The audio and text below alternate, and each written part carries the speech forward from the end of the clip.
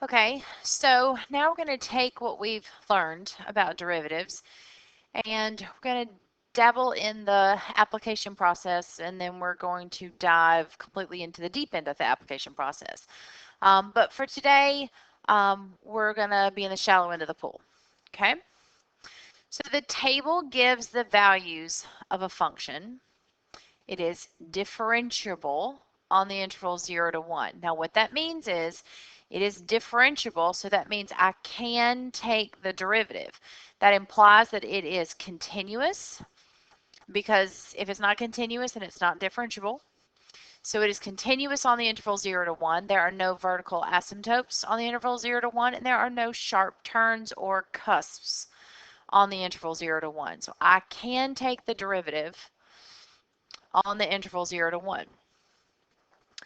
I want to find f prime of 1.35, not 1.35, 0.35.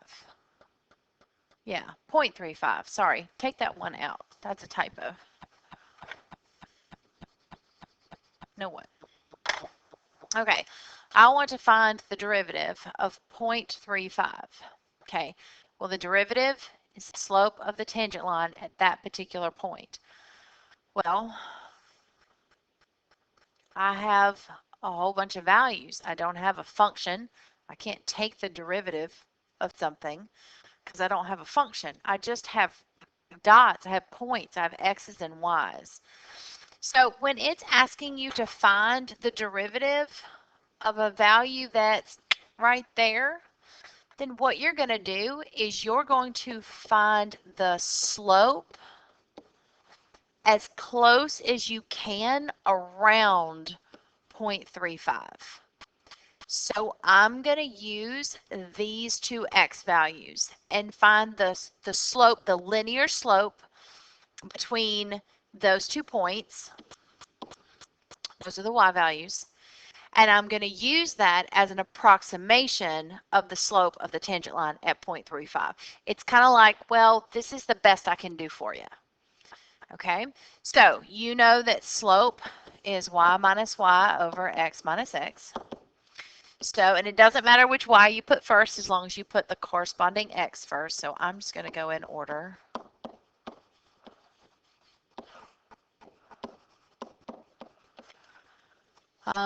And I get a negative 0.035 over a negative 0.1, which is 0.035. So I hereby declare that the slope of the tangent line of f, and again, I don't know what f is, at 0.35 is approximately 0.035, best I can tell with the information that I've been given. Okay, so that's the best I can do with the information that I've been given. It is not exact, so I go in as close as I can and hover around the 0.35, that x value that they're looking for, and I find the slope given the information that I have, or I find an estimate for the slope. Okay, number two. Number two is a little bit more fun. It says the table below gives the values for the function f and g, and their, oh my goodness,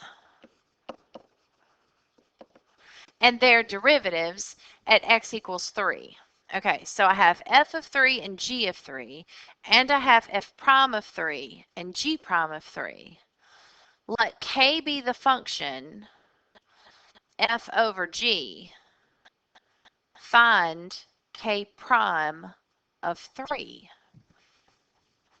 Okay, so I want to find the derivative of k at 3, and k is defined as that quotient. All right, I'm about to low D high this sucker. K prime of x equals low D high minus high D low over low low. Now, I want it at 3. So I need to find g of 3.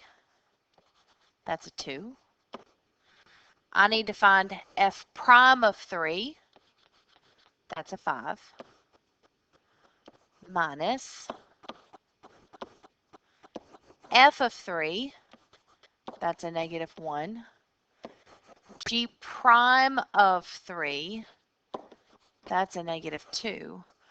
Over g of 3 squared. There we go. So that's 10 minus 2 over 4, which would be 8 over 4, which is a 2. So k prime of 3 is 2. So you're doing your same derivative rules. You just don't have an actual function. You've been given a table of values. You take the rule literally, and then you plug in your x value and use your table to evaluate. Now I have seen on the AP exam, they'll have a section, and they'll give you a table like this, and they'll base like 2 to 3 multiple choice questions off of this table. So here we go. I have a table. It has f, f prime, g, g prime, and then 3 x values, 2, 3, and 4. Okay, and it says, given the table of values below, find each of the derivatives of the following at x equals 2. Okay. All right, now let's look. I want the derivative of h, so I want h prime. Well, this is a composition function, so that is a tur-duck. There's your turkey. There's your duck. So here we go. H prime equals derivative of the outside, leave the inside, times derivative of the inside. So there's my rule. There's my literal rule. Now I want to find that at 2. So f prime of g of 2 times g prime of 2. Okay, g of 2. G of 2 is a 3. So this is now f prime of 3 times, all right, now I need g prime of 2. G prime of 2 is a negative 1. Okay, now I need to find f prime of 3. F prime of 3 is a negative 2. So I got 2. Again, using the rules literally, and then plugging in that x value. Erase this off my table. Okay, here we go. Got k of x, and that's f of x to the third. Okay, now a lot of people will look at this and they'll say, oh, well, that's just 3 f of x squared. But technically, this is a chain rule. This is a tur-duck. Yeah, you've got the power rule, but then you have to multiply by the derivative of the inside. So just don't forget that. I think some of the chain rules, the turduckens, are harder to see when it's written like this, and you have to literally just write out the rule. So k prime of x equals, all right, 3f, I'm going to put my square there, and then f prime of x. And now I need to evaluate it at 2. So f squared of 2, f prime of 2.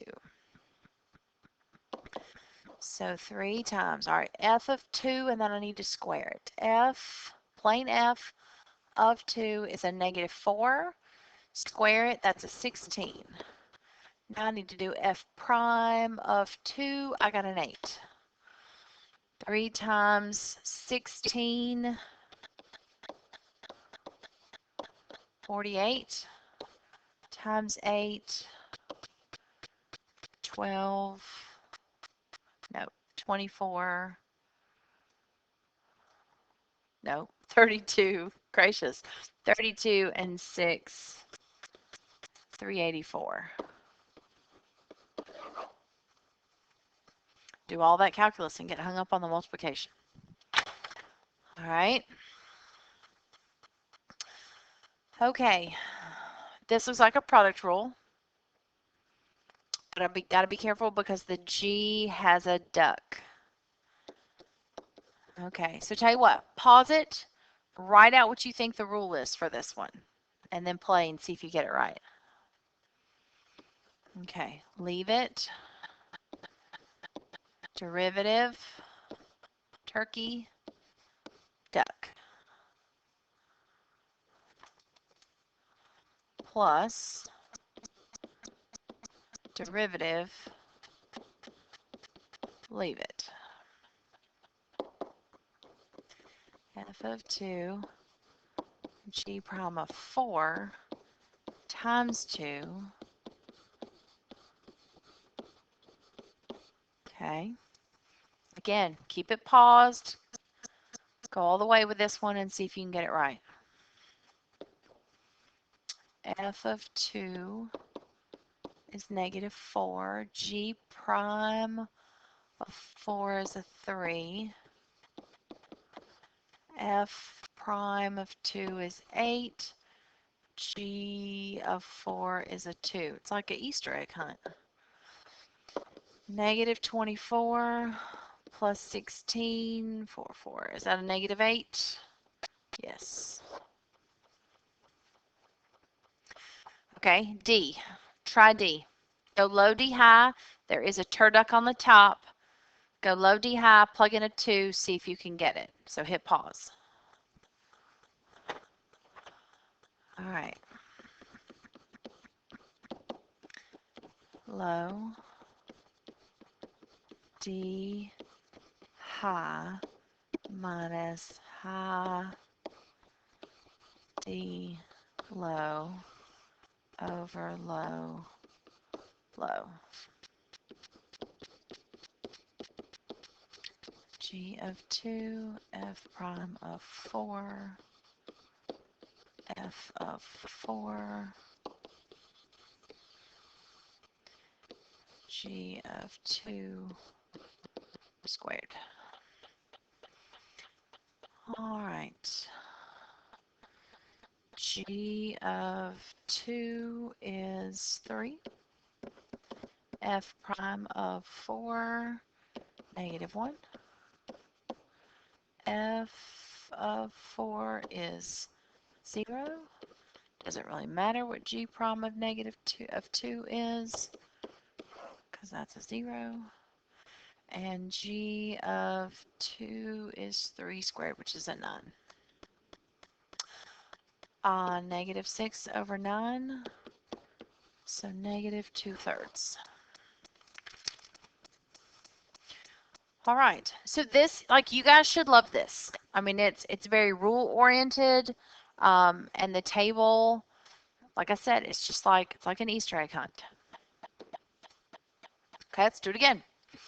Use the table below. Okay, here we go. I've got J of X equals F of G times cosine. So read carefully. So this is a turduck times a cosine. So it's a product rule with a turduck in it. And I want J prime of 0. Okay, so we'll do that later. Let's do the rule first. So J prime of X equals, okay, leave it times the derivative plus derivative, okay, outside duck, leave it.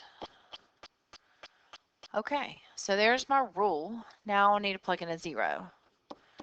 F of G of 0 times negative sine of 0, F prime of G of 0.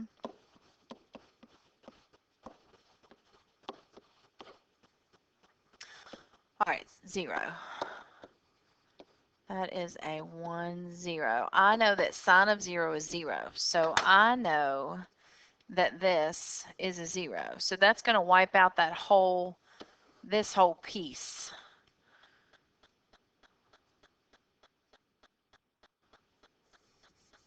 Yeah, sorry. Yeah, this whole piece is going to go to 0. Okay, plus.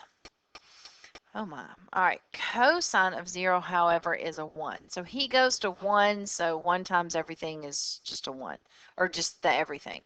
So let's start here. G of 0. G of 0 is a 2, so now I need f prime of 2. G prime of 0 is a negative 3.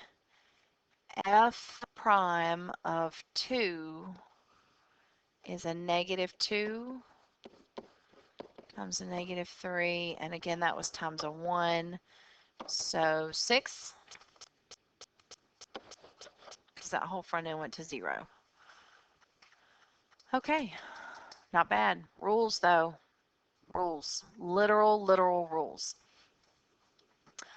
Okay. This is different. Find the equation of the tangent line. Not just the slope of the tangent line, but the whole equation. So this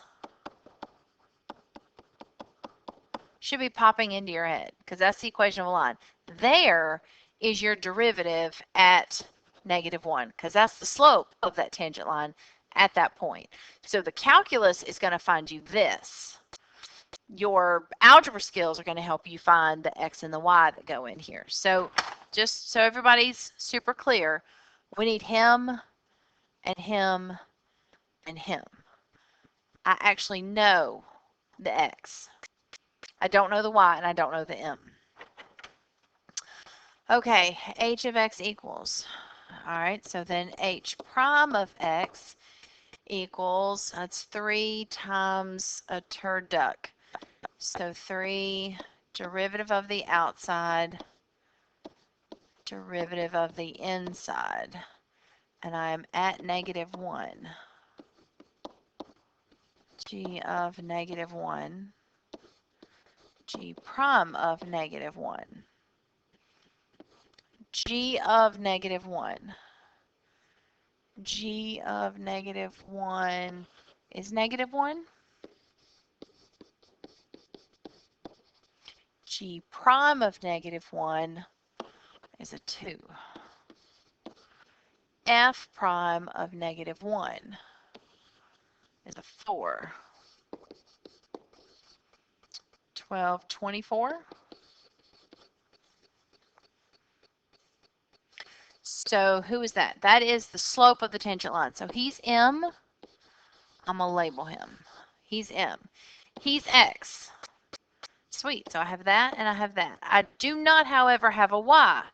Well, to find the Y that goes with that X, if I know that X is -1, then I need to find H of -1. Like no calculus, just H of -1. Well, H of -1 is going to be 3 times F of G of -1. Again, no calculus. I'm just plugging in a -1. G of -1 is a -1. F, plain F of a -1 is a -2. So that's a -6. So now what I know is the point is -1, -6. Now stop and chew on that. Make sure you're good.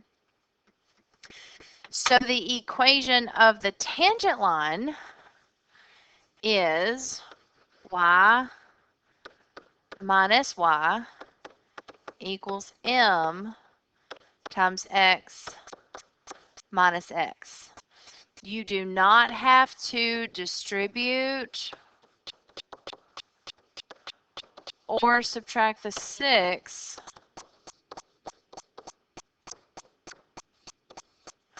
unless it's multiple choice, and they do. If this is an FRQ, and this very well could be an FRQ, you can leave it here because that is the equation of a line. However, again, if it's multiple choice and they solve for y, then you just have to clean it up. Just be careful. All right. Use the numerical values in the table below to evaluate the derivatives at the given values of x. Please don't see the chart and go straight to A. Please stop and read the directions. You don't want to miss this because you read the directions wrong. So take 2 seconds. This is not a race. This is not You get no points for finishing first. Slow down, be meticulous, be accurate. Okay? Get points for getting it right. Okay, I want f of g. Evaluate the derivatives at the given. Okay, so I want the derivative of this at 2. So f prime.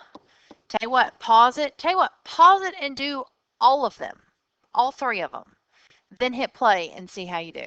So hit pause.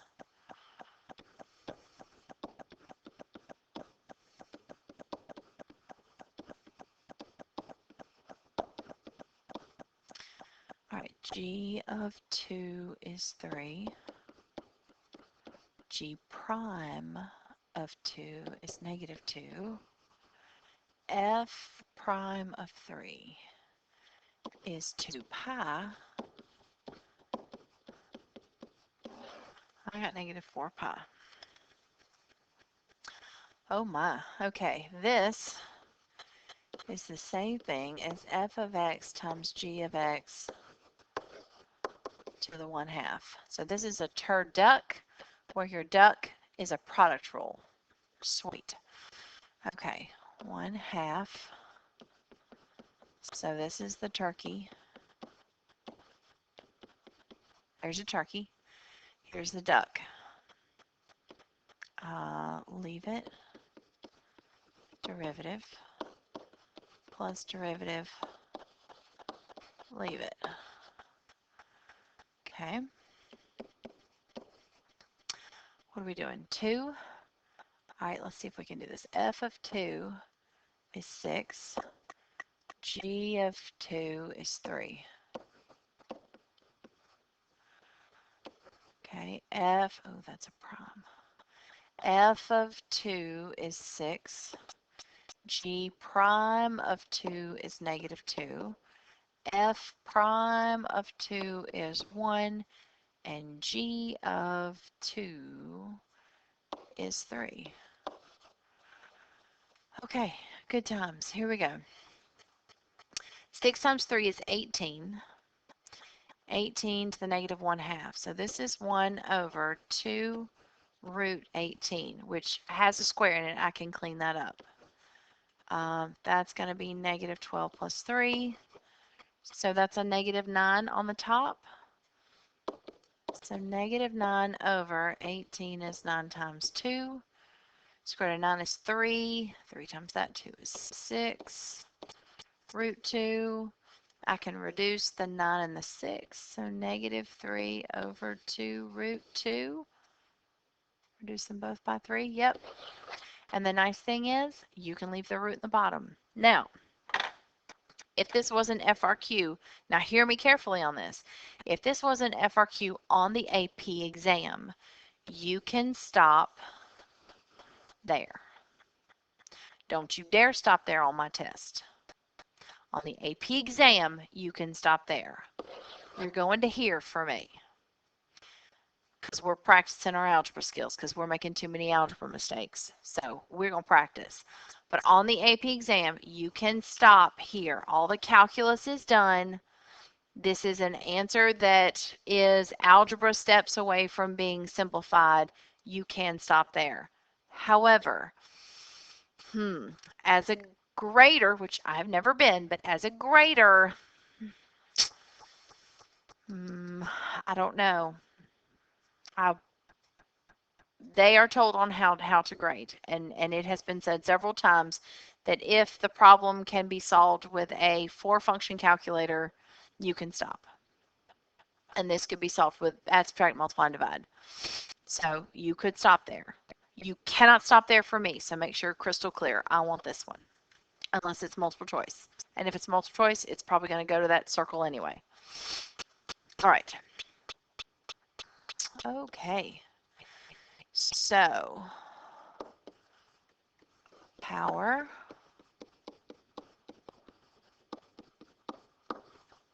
minus 3 over 3. Duck. Oh, that's nice. Yay. Okay, lovely. Plugging in a 3. Okay, 4 times f of 3 is 2. G of 3 is -4. Let's see, 4 times f prime of 3. G prime of 3. Okay, let's clean. 8 plus 4, nope, plus -4 is 4. 8 pi plus 5. So, looks like I have a 2 and an 8 pi plus 5 on top. I have a 3 and a cube root of 4 on the bottom. Looks good to me. Could distribute the 2 across the top, but you don't have to.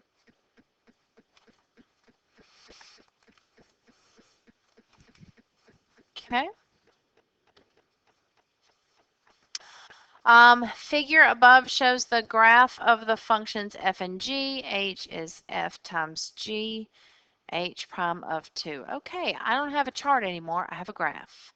And my graphs are of regular f and regular g.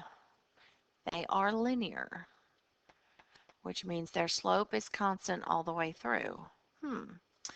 Okay, h is defined as f times g. I want h prime. Let's go rules first. So h prime equals, okay, leave it. Nope, that's not leave it. That's derivative. Let's try that again. Leave it, derivative, plus derivative, leave it. And I want of 2. So I want f of 2, g prime of 2. And I'm just writing this one out because this one's not a chart. Okay, f of 2 doesn't have anything to do with slope. F of 2 means where is the graph at 2.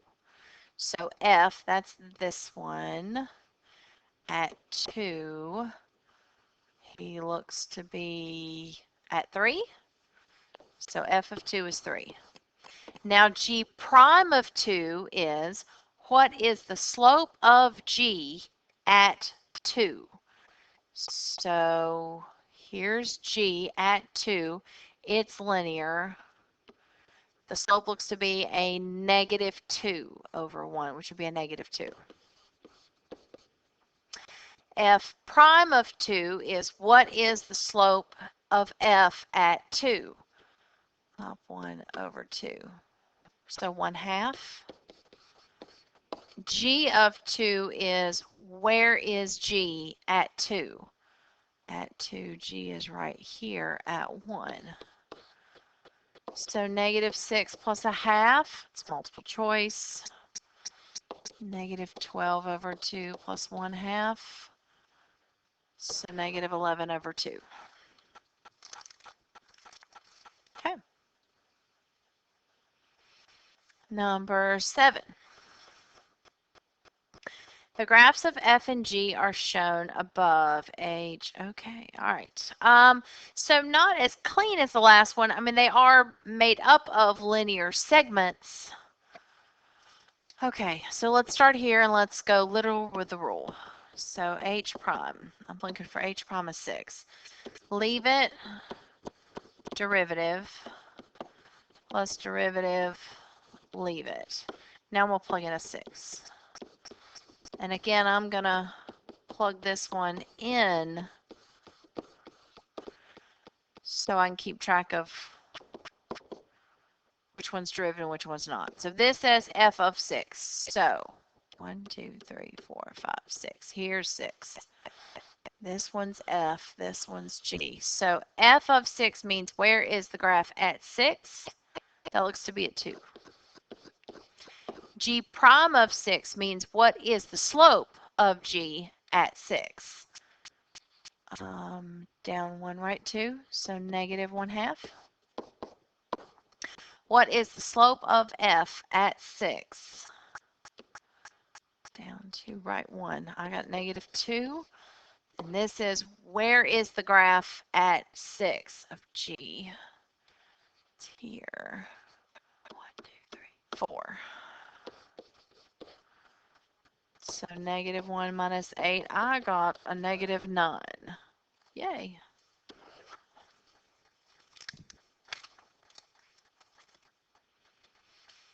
Okay. On the interval 1 to 2, f of x equals, okay, no calculus. On the interval 1 to 2, so from 1 to 2, so I'm talking about this line right here. It wants the equation of the line. Well, this is linear, so this is y equals mx plus b. So first of all, what's my slope? Well, it's going to be a -1. So, no. Now I need to find my y-intercept. So back it up. Looks like it would go through -2. So I'm liking A. Yeah, I like A. Over which of the following intervals does f prime of x equal 0? Okay, so f prime is the slope, and I want to know when the slope equals 0. Well, remember, slope equals 0, that's a horizontal line. So what intervals? I like that one and that one. So let's see, -3 to -1. I like that. And 2 to 5. I like that one too. So 2 and 3. There you go. Okay. How many points of discontinuity does f prime have on the interval -6 to 7? How many points of discontinuity does the derivative have on the interval -6 to 7? This is going to be where your slope changes. So 1, 2, 3, 4, 5. I got 5. It's going to change here, here, here, here, and here. 5 places slope changes.